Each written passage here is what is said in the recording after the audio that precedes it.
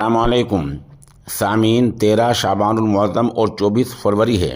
आज की ख़बरों की शुरुआत मदरसा इजाज़ुल उलूम सिद्दीक़िया पिटलोकर में ज़ेर तालीम मोहम्मद ज़करिया की तिलावत कलाम पाक से की जा रही है। इस तालिब इल्म ने मुसाबक़े में अव्वल पोजीशन हासिल की है। इसके लिए हम जनाब शमशुद्दीन अय्यूबी साहब के शुक्रगुज़ार हैं।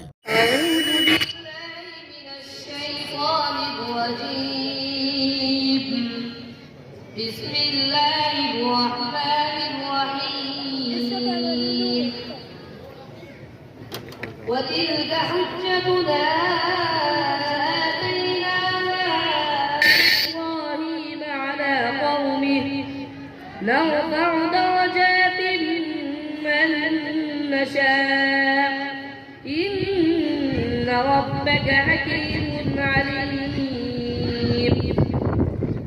ووهبنا له إسحاق ويعقوب كلا هدينا ونوحا هدينا من قبل ومن ذريته داود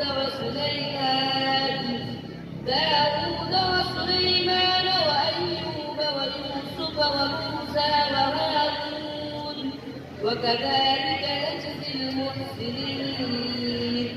وزكريا ويحيى وعيسى وإلياس كل من الصالحين وإسماعيل واليسع ويونس ولوطا وكلا فضلنا على العالمين.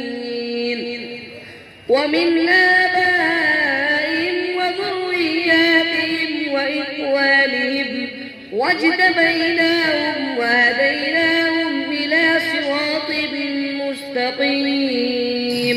ومن يقنط منكن لله ورسوله अच्छा 19 बार पढ़िए।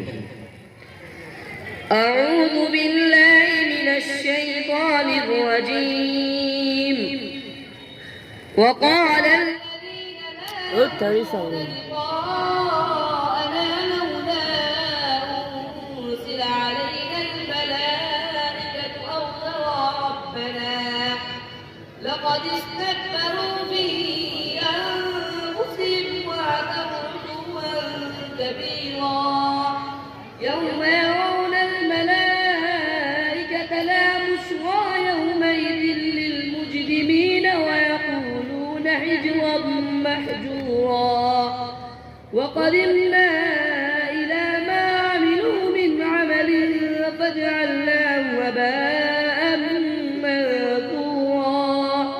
أصحاب الجنة يومئذ خير مستقرا وأحسن مقيلا.